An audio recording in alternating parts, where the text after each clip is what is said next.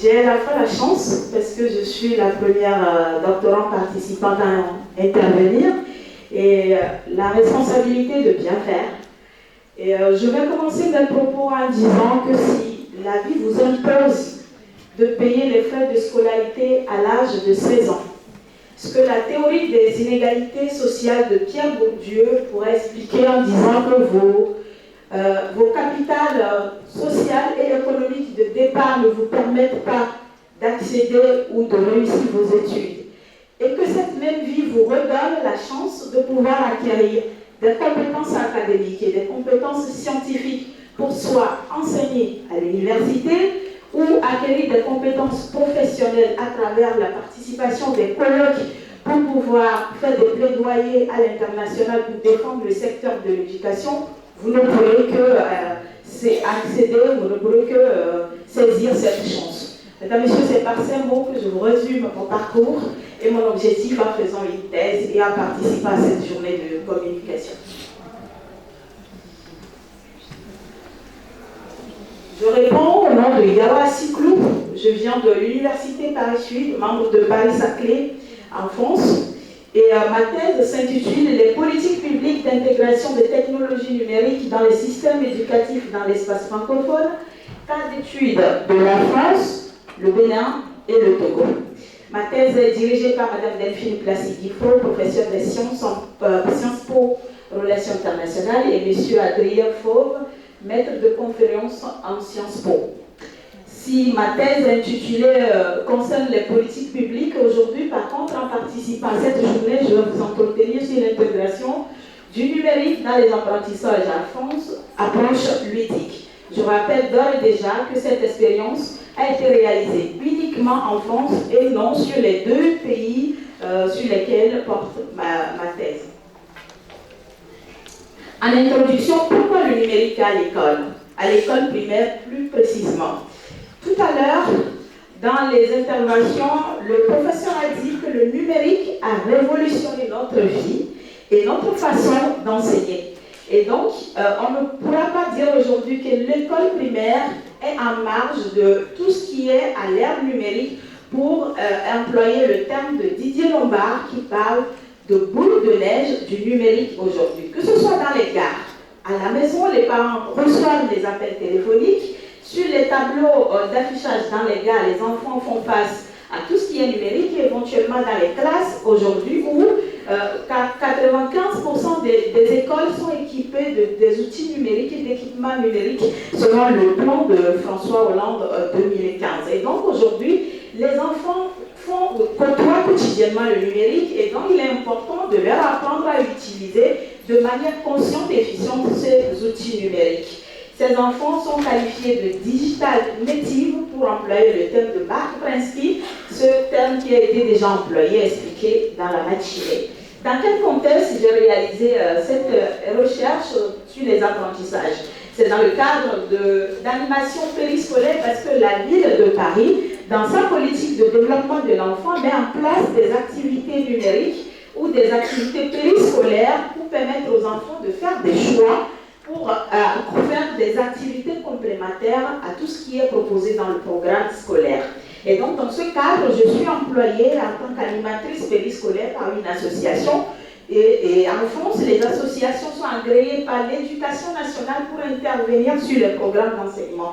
Et donc, je suis animatrice périscolaire et je peux dire que j'ai utilisé la méthode de recherche-action participative, puisque à la fois, je travaille sur la pédagogie avec les enfants et je pose un cadre qui permet de faire des recherches scientifiques. Et donc, la problématique, pourquoi cette approche?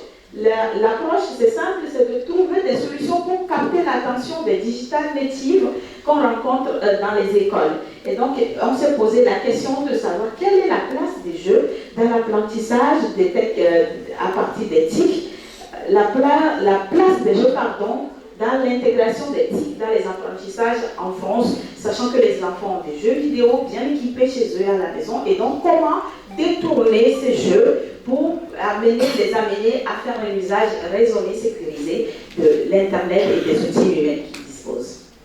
Déroulement des jeux, comment ça se passe? À la rentrée de chaque année, nous accueillons un certain nombre d'élèves, et Et nous avons également un certain nombre d'animateurs, d'animatrices qui sont réunis dans les préaux, dans la cour de l'école.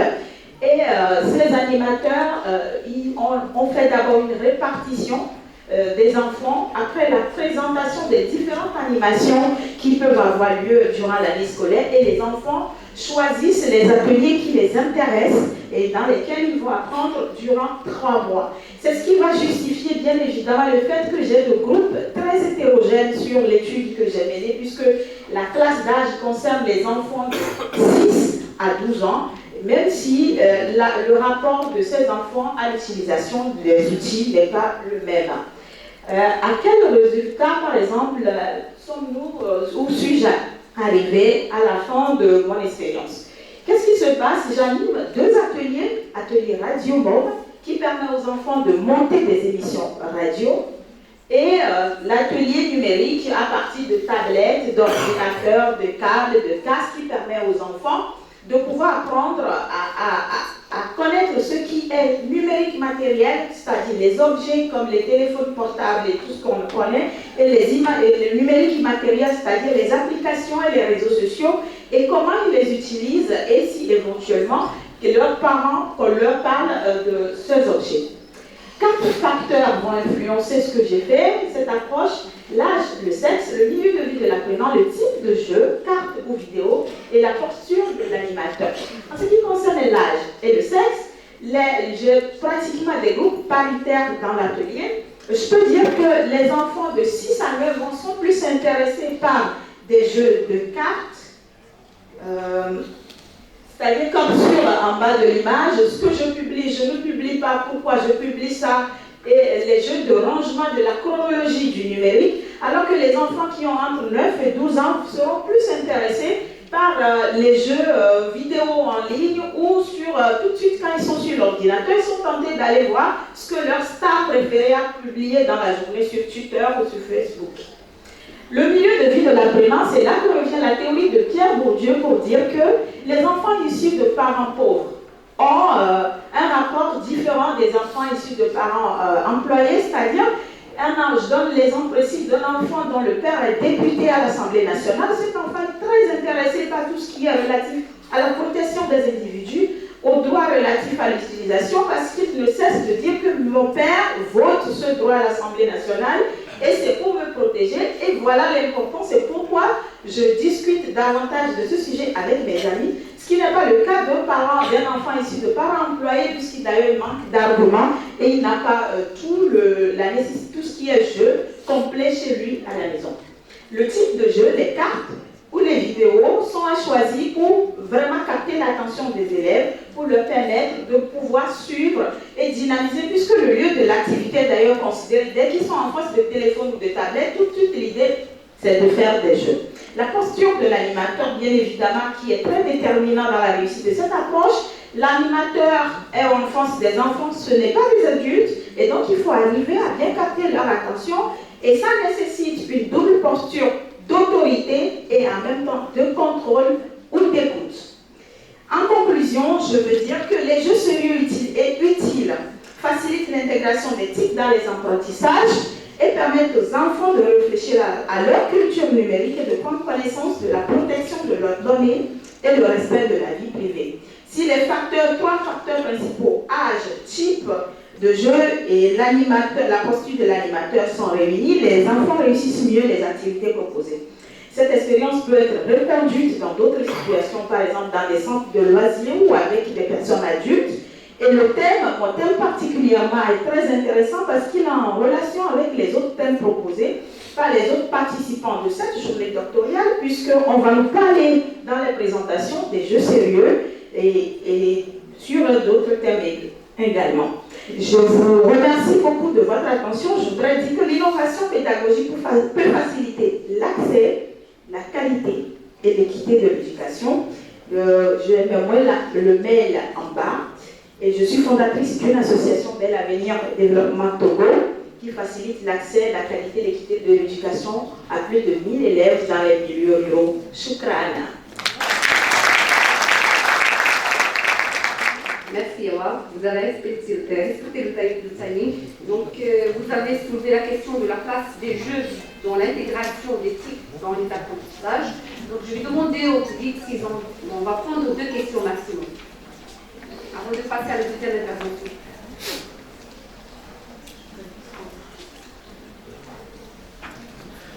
Je peux parler comme ça? Oui, bon. Ouais. Je vais crier. Déjà, je vous remercie. Ce que je voulais juste, c'est une question que je vous pose. On nous dit que c'est pas bon tout ce qui est tablette pour les enfants, tout ce qui est numérique, et il y a toutes les guerres contre ça et on voit ça partout. Et en même temps, d'autre côté, vous venez, vous prenez des enfants de 6 à 9 ans, même dans des moments de loisirs, on leur fait encore ça. Je ne sais pas, qu'est-ce que vous en pensez? Est-ce que vous comprenez ce que c'est juste? Oui, je comprends ce que vous voulez dire.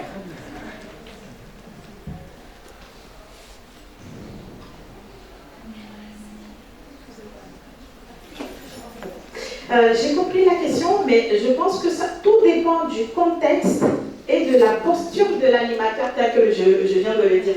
Si les enfants comprennent que s'ils ont la tablette, d'abord, je pose le cadre à chaque fois, parce que là, 10 minutes, on ne peut pas déballer tout. Il faut poser le cadre et ils savent que si on a la tablette, c'est pour apprendre.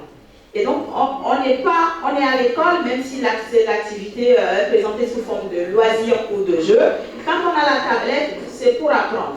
Et donc, il y a de timing à respecter devant l'écran. D'abord pour les protéger aussi contre les risques visuels et tout ce qui va avec. Et donc, dès qu'on est en classe, c'est moi qui donne l'ordre d'allumer la tablette et c'est moi qui demande de l'éteindre. Et quand je vous dis de le mettre en veille, que ce soit enfant ou adulte, ça se respecte. Donc, ça dépend de l'autorité de l'animateur. Et voilà. Et les enfants sont intéressés de savoir que, ah, ça, je peux le publier parce que j'apprends. Ça, je ne peux pas le publier si je le sais à l'école. Si mes parents font ça, d'ailleurs, moi, je peux leur expliquer ce qui peut se passer. Je vous en prie.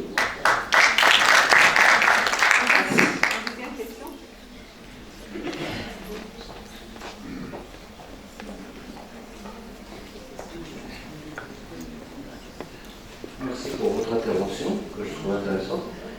Moi, j'ai juste une petite question très courte. Est-ce qu'il y a un modèle de la gestion de la classe pour l'usage numérique que vous adoptez? Si j'ai bien compris la question, vous voulez parler de modèle, c'est-à-dire modèle... La gestion de la classe. La gestion de... C'est une pratique d'enseignement qu'on connaît dans l'enseignement traditionnel. Lorsqu'on fait l'usage de tablettes ou de n'importe quel artefact, est-ce qu'il y a un modèle que, d'après les pratiques, les bonnes pratiques ou des standards que vous adoptez pour gérer l'attention, gérer les rôles, beaucoup de choses, tout ça? Je pourrais dire que le modèle qu'on utilise, ce n'est pas un modèle scientifique parce qu'on a un guide d'animation qui est conçu par l'association et c'est ce guide qu'on est supposé suivre quand on est avec les élèves. Donc on est souvent installé dans la salle informatique. Il y a un nombre déterminé d'enfants qu'on doit avoir. On ne peut pas avoir plus de 18 enfants dans l'atelier. D'ailleurs, je n'ai jamais eu 18 enfants. Le maximum, c'est 12 enfants ou 14. Parfois, ils ne sont pas tous présents. Et donc, suivant le nombre d'enfants qu'on a, il y a un guide à suivre du début à la fin. Et c'est le guide de l'animation numérique que nous l'appelons. Merci. Je me permets de vous poser une petite question, juste par rapport à l'évaluation. Vous êtes passé directement de la contextualisation de votre problématique vers les résultats. On aimerait bien savoir comment, si vous avez utilisé des outils spécifiques pour traiter les données que vous collectez via le guide pour arriver aux résultats que vous avez exposés. Merci. Brièvement, s'il vous plaît.